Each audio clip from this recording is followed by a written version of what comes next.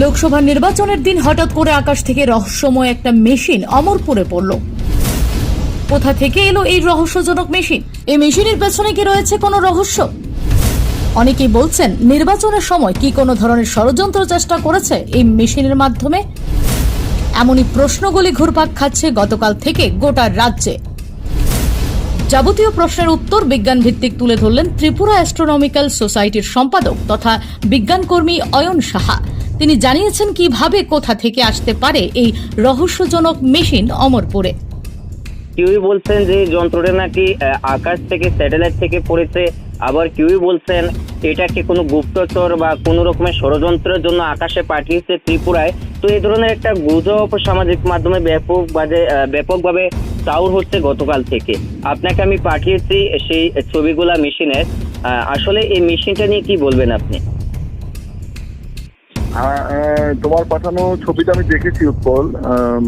তাতে মানে ছবিটা যে খুব স্পষ্ট সেরকম না, কিন্তু একটা শব্দ মানে খুব পরিষ্কার লেখা আছে, সেটা হচ্ছে IMET-4।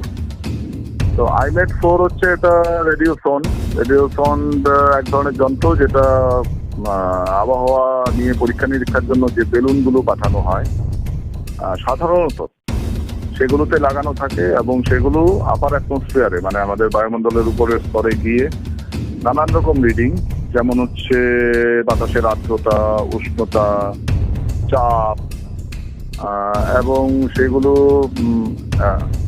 এটা কি করতে পারে আমার জানা নেই, কিন্তু রেডিও তন্ত্রের মাধ্যমে উচ্চতাও মাপা যায়।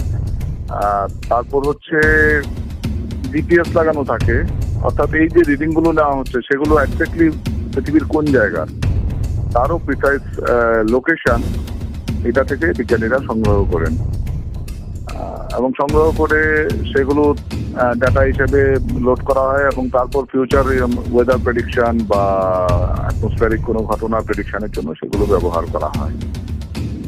এই হচ্ছে মোটামুটি। তো আমার ধারণা দেখে প্রাথমিকভাবে আমার যা মনে হয়েছে যে কোনো জায়গা থেকেই, আমাদের আগরতলা থেকেও হতে পারে অথবা পার্শ্ববর্তী বাংলাদেশ থেকেও হতে পারে, আমি জানি না, আমি একদমই আইডিয়া নেই ওরা এরকম পাঠায় কিনা। কাছাকাছি যেহেতু ওয়েদার বেলুন যেগুলো পাঠানো হয় সেগুলো খুব একটা আয়ু থাকে না, সাধারণত কয়েক ঘন্টা হয়। দিনকে দিন প্রযুক্তি চেঞ্জ হচ্ছে, সাধারণত সেগুলো কয়েক ঘন্টা হয়। অতএব কয়েক ঘন্টায় সেটা বহু দূর থেকে কোথাও কোনো জায়গা থেকে এসছে, এটা আশা করা যাচ্ছে সেরকম কিছু হয়নি।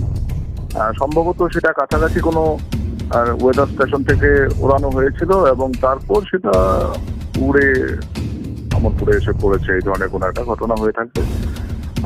কিন্তু IMET-4 যদি সত্যি সত্যি যে লেখাটা এর গায়ে ছবিটা আমি দেখেছি সেটাই যদি হয়, তাহলে এটা কোনো গুপ্তচর বা এই ধরনের কোনো ব্যাপার স্যাপারের সঙ্গে যুক্ত বলে প্রাথমিকভাবে অন্তত মনে হচ্ছে না।